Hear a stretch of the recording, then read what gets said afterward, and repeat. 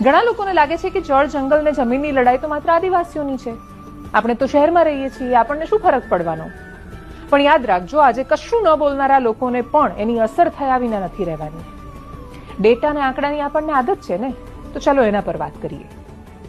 અરવલ્લી ઉત્તર ગુજરાત અને દિલ્હી એનસીઆર માટે એક વોટર ટાવર છે.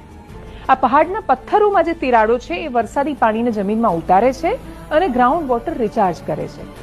જ્યારે તમે પહાડ તોડી નાખો છો ત્યારે તમે કુદરતી રિચાર્જની આખી સિસ્ટમ તોડી રહ્યા છો. સાબરકાંઠા અને મહેસાણાના કેટલાય વિસ્તારો અત્યારથી ડાર્ક ઝોન બની ગયા છે.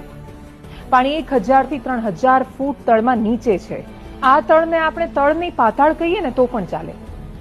જો અરવલ્લી નહીં રહે તો સાબરમતી નદી સુકાઈ જશે અને સાબરમતી પર કેટલા શહેરો નભે છે એ કશું કહેવાની જરૂર નથી. અને એટલે જ આ શહેરોનો પ્રશ્ન નથી એવું તો માનતા જ નહીં. નદીઓ મોટા ભાગે જંગલ આચ્છાદિત પહાડોમાંથી નીકળે અને એટલે જ આ પહાડીઓને નદીઓના મા બાપ કહેવાય. જેમ કે નર્મદાને આપણે કહીએ છીએ મૈકલ સુતા રેવા, કેમ કે મૈકલ પર્વતની ગોદમાંથી નીકળે છે. ક્યારેય કોઈ નદી રણમાંથી પેદા નથી થતી. આપણે એવું કહીએ છીએ કે નર્મદા એટલે ગુજરાતની જીવાદોરી. ઉપર છેલ્લી રીતે જોવા જઈએ તો વાત સાચી પણ છે કે નર્મદા, મહીસાગર, તાપી એ વિશાળ મોટી નદીઓ છે અને જમીન પરના મોટા ભાગના વિસ્તારોને જીવાડે પણ છે. પણ ગુજરાતને ખરા અર્થમાં જીવાડનારી નદી સાબરમતી છે, કેમ કે આ મોટી નદીઓની નીચે હાડ પથ્થર છે, એટલે ગ્રાઉન્ડ વોટર રિચાર્જ નથી થઈ શકતું.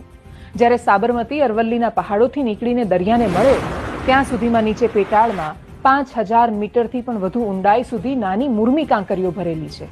એટલે કે આખા રસ્તામાં સાબરમતી સતત નીચે ગ્રાઉન્ડ વોટર રિચાર્જ કરતા કરતા જેટલા વિસ્તારમાંથી પસાર થાય એ બધાને સમુદ્રની વધતી ખારાશથી બચાવે છે.